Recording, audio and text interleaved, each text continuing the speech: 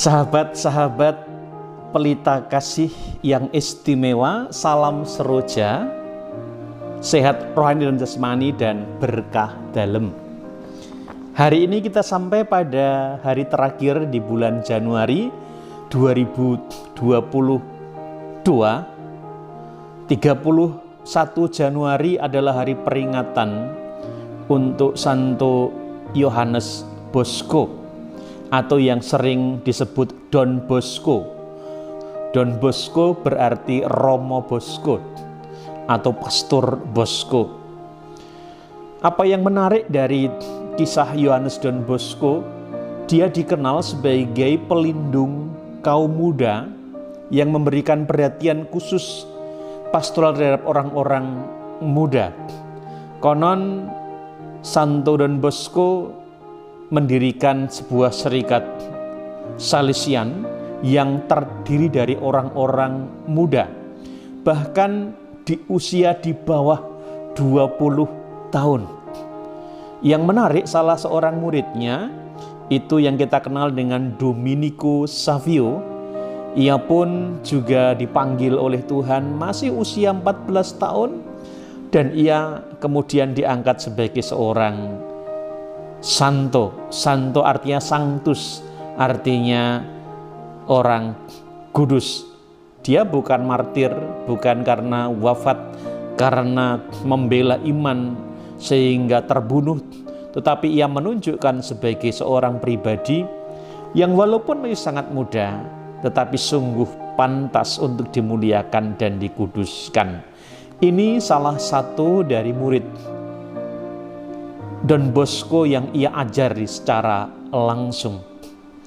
Apa yang menarik dari hidup Don Bosco? Yang pertama, ia sungguh memberikan perhatian khusus kepada anak-anak muda, atau bahkan pada waktu itu anak-anak remaja yang pada saat itu memang tidak tertarik dengan yang namanya berkaitan dengan soal gereja, soal sosial.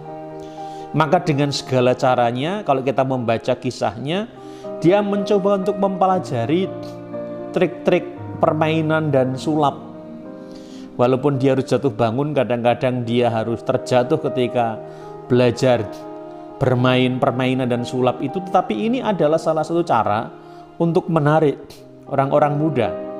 Yang singkatnya, banyak kemudian anak muda yang datang kepadanya, dan ketika dia mau bermain sulap, dia meminta, tolong didoakan saya agar saya tidak jatuh.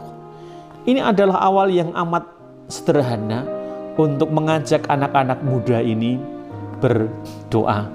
Dan melalui permainan semacam itu, Don Bosco pun kemudian menyampaikan khotbah-khotbahnya, pengajaran-pengajarannya kepada mereka. Dan akhirnya memang betul, Don Bosco bisa mengumpulkan anak-anak muda dengan caranya yang sesuai dengan dunia anak muda, sehingga mereka semakin dekat dengan Tuhan.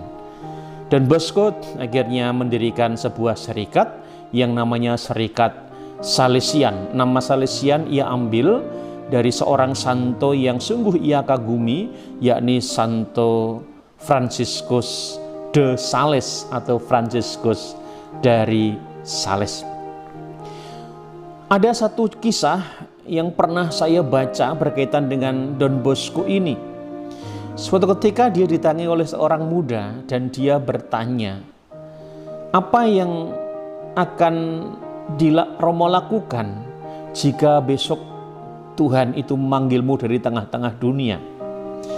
Dan Bosco pun kemudian menjawab, ya, saya bangun pagi seperti biasa jam 5, kemudian saya mengambil waktu sebentar untuk berdoa, setelah itu kemudian pimpin Ekaristi, kemudian sarapan pagi, kemudian ya kerja-kerja di kebun, kerja-kerja yang bisa saya kerjakan, siang istirahat sebentar, kemudian makan siang, dan sore kemudian melakukan aktivitas seperti biasa sampai dengan malamnya. Sang pemuda bertanya, apakah Anda tidak melakukan persiapan khusus karena besok Anda akan dipanggil Tuhan? Dan Bosco mengatakan, mengapa harus persiapan khusus? Bukankah hidup harian yang saya lakukan setiap hari ini merupakan persiapan jika sewaktu-waktu Tuhan memanggilnya.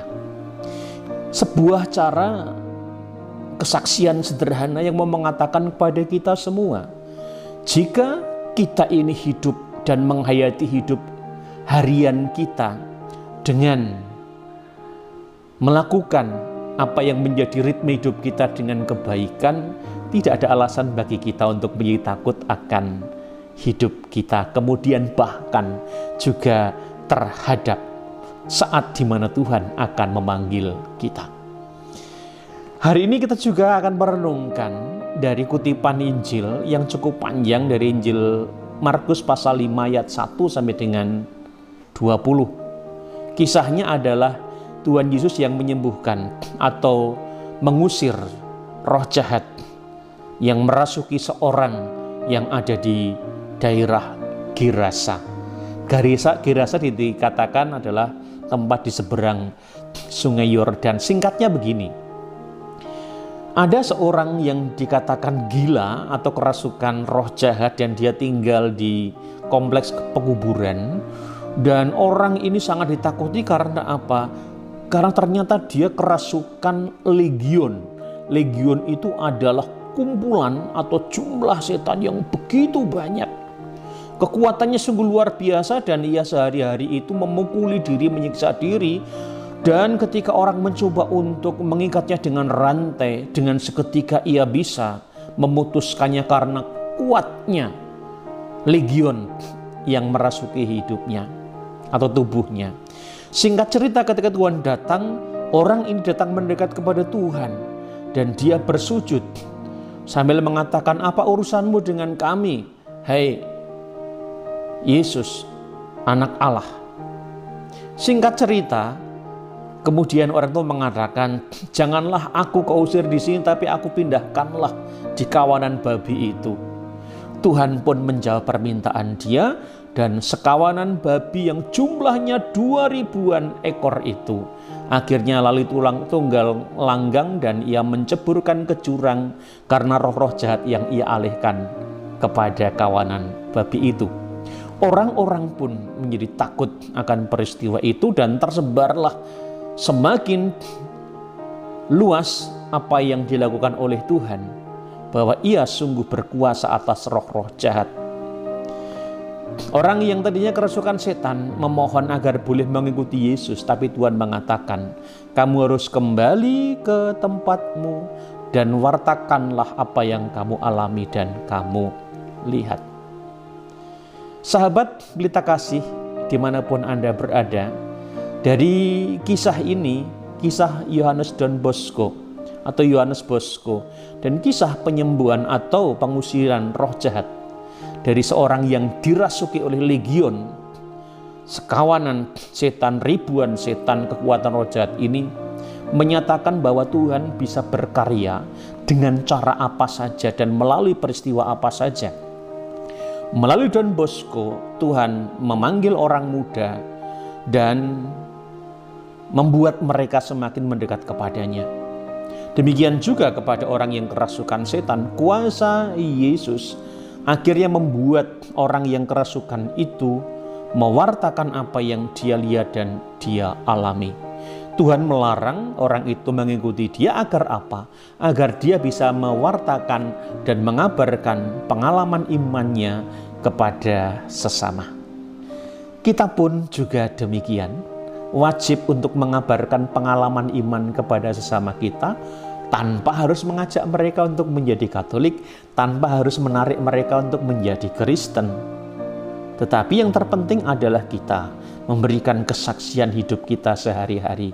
Mungkin dengan kesaksian pekerjaan kita, mungkin juga kesaksian kita di dalam hidup bersosial dan bersesama. Di situ mereka akan melihat bahwa Tuhan itu ada bersama kita. Akhirnya saya Romo Stepanus Istoto Raharjo PR dari Pastoran Santo Kristoforus Bayu Tumumpang, selamat mengawali hari ini. Semoga berkat Tuhan senantiasa menyertai kita selalu, dan berkat yang sama juga dapat kita tebarkan kepada sesama kita. Sugeng Enjing, selamat pagi, berkah dalem.